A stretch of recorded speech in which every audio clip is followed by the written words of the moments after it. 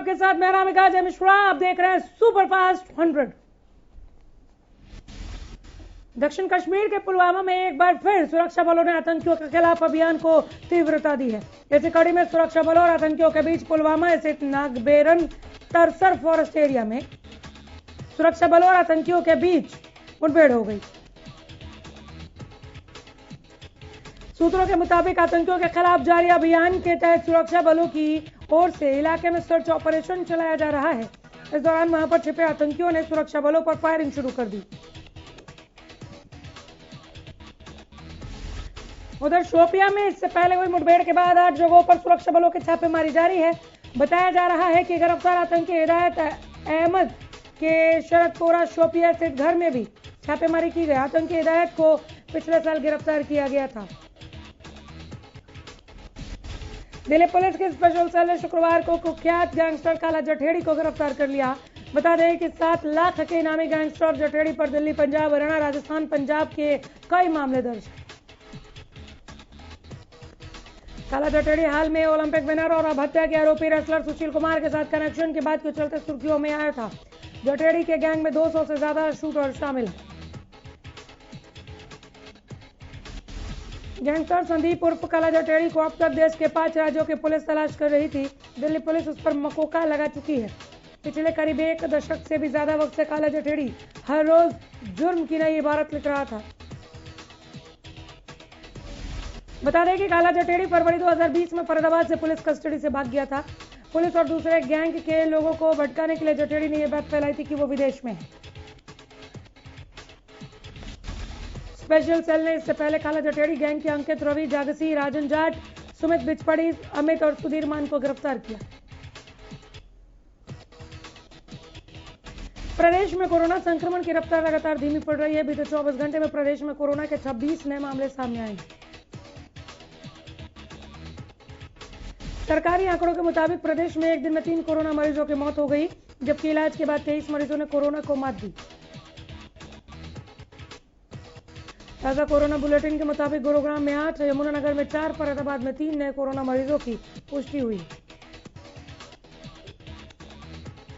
रोहतक कुरुक्षेत्र में 2 नए मामले सामने हैं, जबकि करनाल, अंबाला, सिरसा और फतेहाबाद में कोरोना के 1 नए मरीज सामने आए। प्रदेश के 22 जिलों में से 12 जिलों में कोरोना का 1 भी नया मरीज नहीं मिला। इसके साथ ही प्रदेश में कोरोना रिकवरी रेट 98.66% है।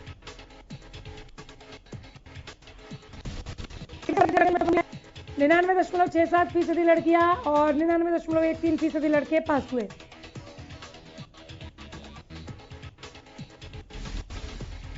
सीबीएसई बोर्ड की 12वीं कक्षा के परिणाम में पंचकुला भवन विद्यालय के छात्र हितेश्वर शर्मा ने ऑल इंडिया में टॉप किया है। आर्ट्स स्ट्रीम से पढ़ रहे हितेश्वर शर्मा को 99.8% अंक मिले हैं। हितेश्वर के सोशियोलॉजी, पॉलिटिकल साइंस, इकोनॉमिक्स और फिजिकल एजुकेशन में 100 नंबर हैं, जबकि अंग्रेजी में 99 नंबर हासिल किए हैं।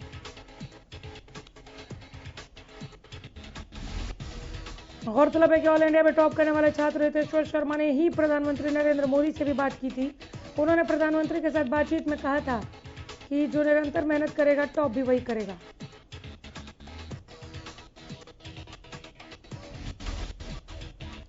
फतेहाबाद में जलभराव को लेकर अभय चौटाला ने ट्वीट किया। जल निकासी के लिए जारी ग्रांट में भ्रष्टाचार के आरोप लगाए। लिखा, कमीशन खोरी की भेंट चढ़ी जल निकासी की राशि।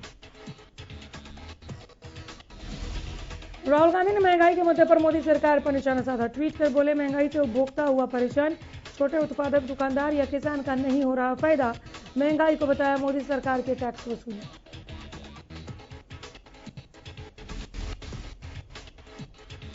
मुख्यमंत्री मनोहर लाल ने प्रदेश में नई शिक्षा नीति की शुरुआत करते हुए पूरे प्रदेश को बधाई दी। उन्होंने कहा कि शिक्षा नीति को बनाने में 2 लाख से ज्यादा लोगों से परामर्श लिया गया।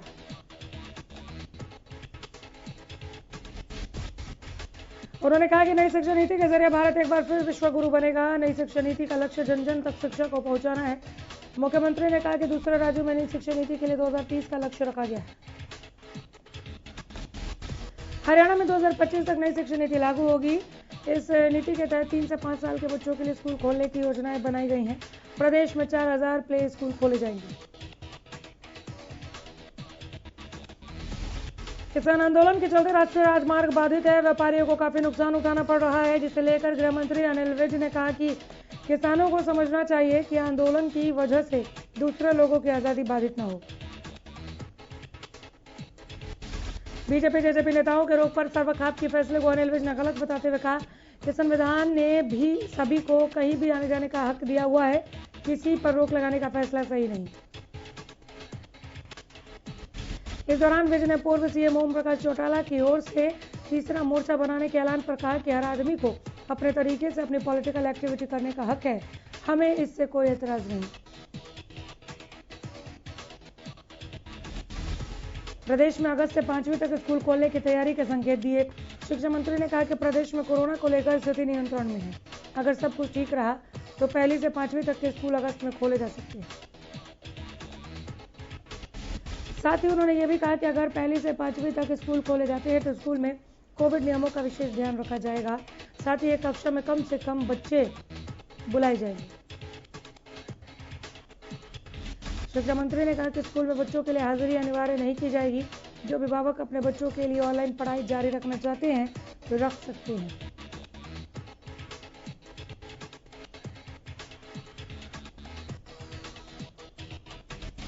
बल्लभगढ़ के सेक्टर 3 में पौधारोपण कार्यक्रम में पहुंचे कैबिनेट मंत्री मूलचंद शर्मा का बड़ा बयान सामने आया है। उन्होंने कहा कि किसान आंदोलन में जो नकाबपोश घुसे हुए हैं और दूसरे दलों से संबंध रखते हैं, ऐसे उपद्रवियों से सख्ती से निपटा जाएगा। इसके अलावा जो अधिकारी इनसे मिला हुआ होगा उसके खिलाफ इस वक्त एक्शन लिया जाएगा। बल्लभगढ़ में व्यापारियों की ओर से किए गए रोष प्रदर्शन के बाद पुलिस द्वारा दर्ज किए गए मामले को लेकर उन्होंने कहा कि बल्लभगढ़ में अपराधियों की जगह नहीं है, जो भी अपराधी हैं उनको नीम का जेल भेजा जाएगा। साथ ही कहा कि किसी भी सूरत में गुंडागर्दी बर्दाश्त नहीं होगी। मूलचंद शर्मा ने कहा कि बल्लभगढ़ में भयमुक्त माहौल रखना उनकी नैतिक जिम्मेदारी है। शुक्रवार को कृषि मंत्री जेपी दलाल सिवानी मंडी पहुंचे, जहां उन्होंने लोक निर्माण विश्राम गृह में सिंचाई विभाग की बैठक ली। कृषि मंत्री के निर्देश पर सिंचाई एवं जन स्वास्थ्य अभियांत्रिकी विभाग के एससीएस देवेंद्र सिंह ने अधिकारियों को जरूरी दिशा निर्देश भी दिए। वहीं दौरान कृषि मंत्री ने मीडिया से बातचीत करते हुए कहा कि अब चंडीगढ़ में बैठे अधिकारी ही लुहारू हलके में खुद आएंगे और यहां के लोगों की समस्याएं सुनेंगे। इसके अलावा उन्होंने शहर में सीवर व्यवस्था दुरुस्त करने के आदेश भी दिए। संचार मंत्रालय ने देश भर में रक्षाबंधन के पर्व के मद्देनजर एक अनोखी पहल की है, जिसके तहत दूर दराज के क्षेत्रों में राखी भेजने के लिए अलग से लिफाफे डाकखाने में मुहैया करवाए गए हैं। इन अलग तरह के रंग बिरंगे लिफाफों की अलग से पहचान होने के कारण डाक कर्मियों को भी इन्हें ढूंढने में परेशानी नहीं होगी। इसके साथ ही विभाग ने इन लिफाफों को अलग रंग देने के साथ ही वाटरप्रूफ भी बनाया है, ताकि पानी से ये खराब ना होंगे, राखी सुरक्षित पहुंच पाएगी। जुलाना के डाकपाल रविपाल ने बताया कि विभाग की ओर से राखी पहुंचाने के लिए आवश्यक निर्देश दिए गए हैं कि लोकल स्थान की राखी 1 दिन के अंदर ही पहुंचानी होगी।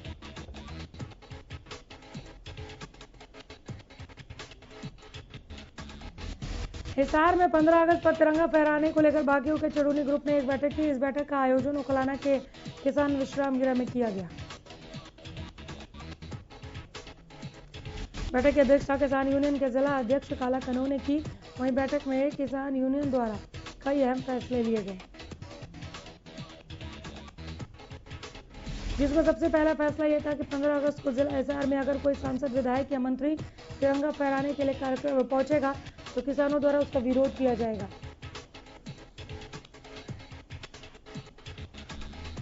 उधर बैठक में यह भी फैसला लिया गया कि जिला अधिकारी स्वतंत्रता दिवस पर तिरंगा फहराकर कार्यक्रम आयोजित कर सकते हैं।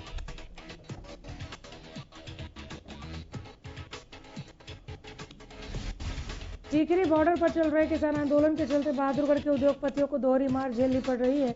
एक तरफ जहां बंद सड़कों की वजह से उद्योगपतियों को अब करीब 20,000 करोड़ रुपए का नुकसान हो चुका है,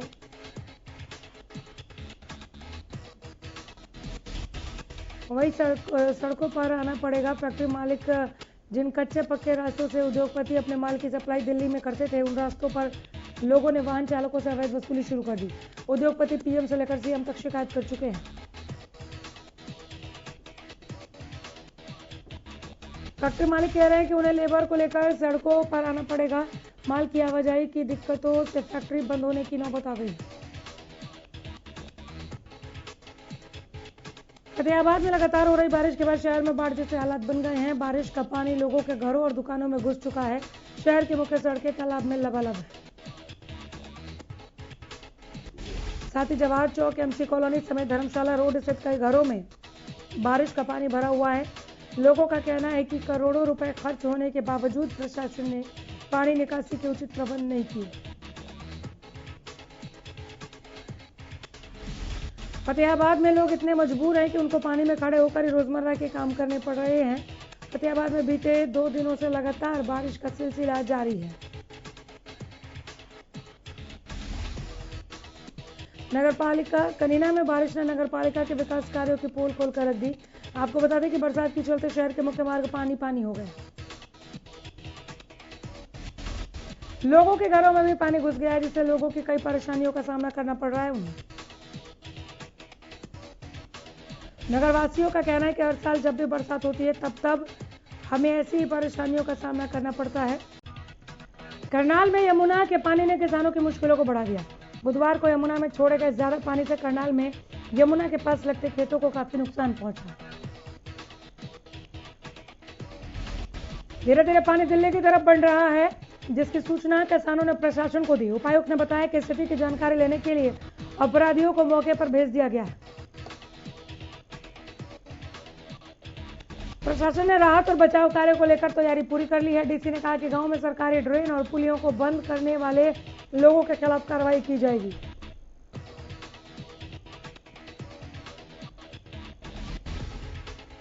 बारिश के दौरान प्रशासन की लापरवाही और बदहाली सिर्फ सड़कों और गलियों तक ही सीमित नहीं है, बल्कि सरकारी संस्थान भी इसकी चपेट में है।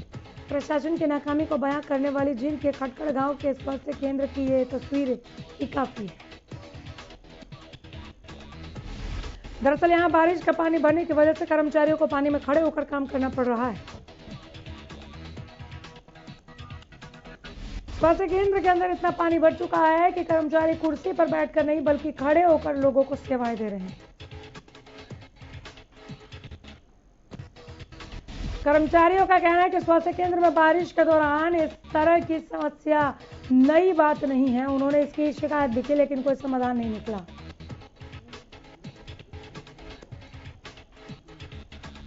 फतेहाबाद के गांव टाहली वाली ढाणी में बरसात के कारण पशुवाड़े का छप्पर गिरने से एक युवक समेत एक पशु की मौत हो गई।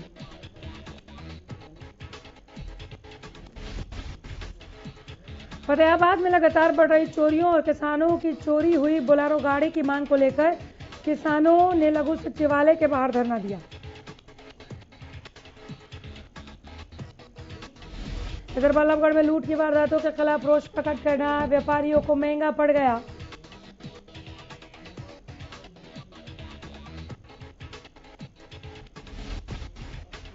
दरअसल पुलिस ने इस मामले में करीब 5 दर्जन लोगों के खिलाफ केस दर्ज कर लिया है, जिसके बाद व्यापारियों में मामले दर्ज होने को लेकर भारी रोष है। व्यापारियों का कहना है कि ऐसे मामले दर्ज करने से पुलिस और व्यापारियों के संबंध अच्छे नहीं रहेंगे। हरियाणा व्यापार मंडल बल्लभगढ़ के प्रधान प्रेम खट्टर ने कहा है कि अगर एफआईआर को रद्द नहीं किया गया तो पुलिस के खिलाफत की जाएगी। साथ ही उन्होंने कहा कि रोष प्रकट करना कोई जुर्म नहीं है, लेकिन पुलिस ने जिस तरीके से मामला दर्ज किया वो निंदनीय है। झज्जर में सर्व कर्मचारी सफाई संघ के बैनर तले कर्मचारियों ने सरकार के खिलाफ जमकर नारेबाजी की। कर्मचारियों ने कई मांगों को लेकर सरकार के खिलाफ धरना दिया।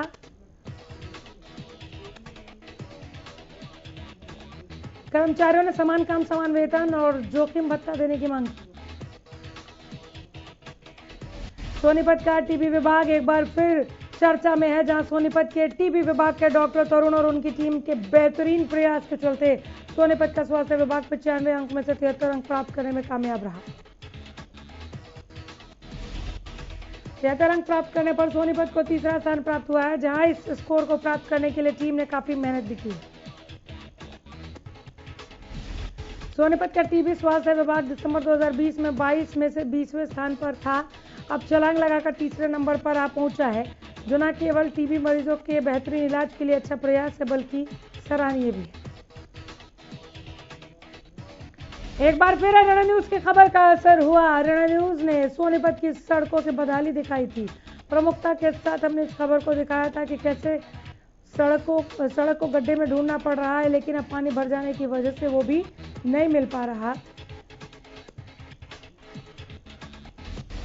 जिसके बाद निगम की कुंभकर्णी नींद टूटी और गड्ढों में पत्थर बिछाए गए।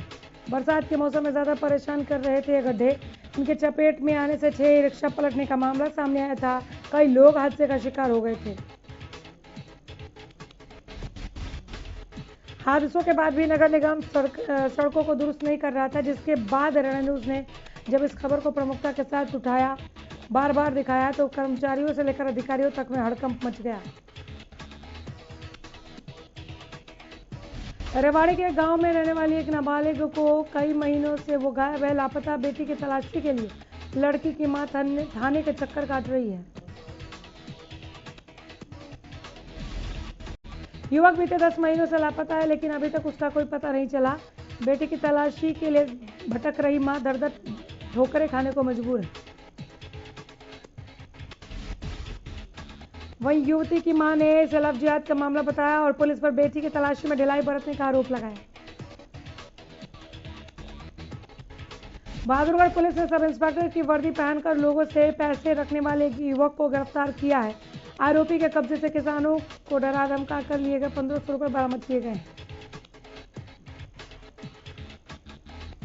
करनाल के कलवेहड़ी गांव में स्वास्थ्य विभाग ने एक क्लिनिक पर छापा मारकर झोलाछाप डॉक्टर को पुलिस ने गिरफ्तार किया।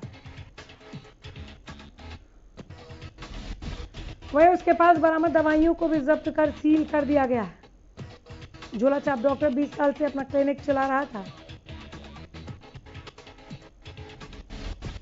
पंचकुला पुलिस ने युवती के सोशल मीडिया पर अश्लील मैसेज भेजने के आरोप में एक डॉक्टर को गिरफ्तार कर लिया। बल्लभगढ़ पुलिस ने लूट की वारदात को अंजाम देने वाले गिरोह के 3 बदमाशों को गिरफ्तार किया। ट्रैफिक पुलिस ने जींद के बाईपास पर यातायात नियमों का पालन न करने वाले बाइक सवार और गाड़ी चालकों का चालान किए।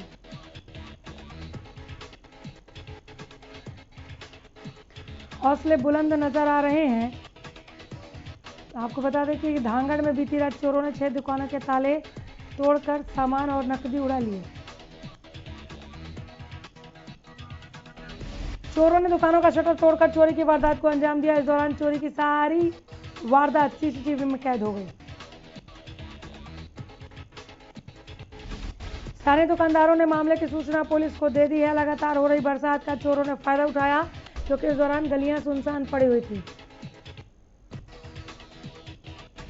कैथल पुलिस को 7 दिनों में दूसरी बड़ी कामयाबी मिली है। पुलिस ने चोरी की हुई 16 लग्जरी गाड़ियां बरामद की हैं। इसी मसले पर पत्रकार वार्ता करते हुए पुलिस अधीक्षक ने बताया कि ये आरोपी गाड़ियां चोरी करने के बाद उनके चेसिस नंबर और इंजन का नंबर मिटाकर नए नंबर लगा देते थे। इन गाड़ियों को पकड़ना इसीलिए मुश्किल था और ये लोग तकनीक का भी इस्तेमाल करते थे। आरोपियों के पास से स्मार्ट चाबियां भी बरामद हुई। पंचकुला में बेखौफ बदमाशों का कहर। सेक्टर 15 में महिला की चेन छीनी गई। सीसीटीवी में कैद हुई स्नैचिंग की घटना। मामले की जांच में जुटी पुलिस। फतेहाबाद के धांगड़ गांव में चोरों ने 5 दुकानों के ताले तोड़कर लाखों रुपए के सामान पर हाथ साफ कर लिया। चोरों ने ज्वेलर्स, किराना और जनरल स्टोर की दुकान में चोरी की वारदात को अंजाम दिया। चोरी की पूरी घटना तीसरी आंख ने कैद कर ली। चोरों ने दुकानों का शटर तोड़कर चोरी की वारदात को अंजाम दिया। वहीं दुकानदार ने मामले की जानकारी पुलिस को दी।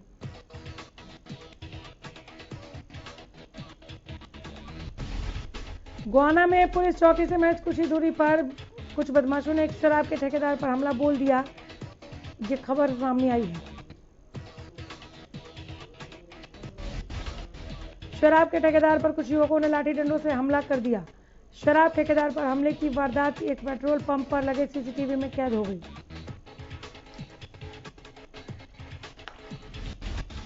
सिरसा की जेजे कॉलोनी के खेतों से एक युवक का शव खेतों से बरामद हुआ। सूचना पाकर मौके पर पहुंची पुलिस तफ्तीश में जुट गई।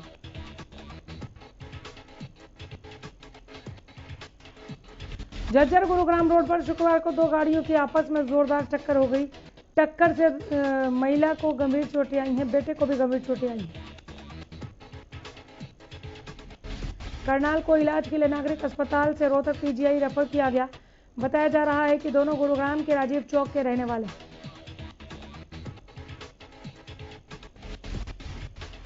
सिरसा में नाथूसरी चौपटा क्षेत्र के गांव बकरियावाली में शुक्रवार सुबह एक स्कूल वैन अचानक सड़क किनारे पलट गई। बस में स्कूल के करीब 15 बच्चे सवार थे।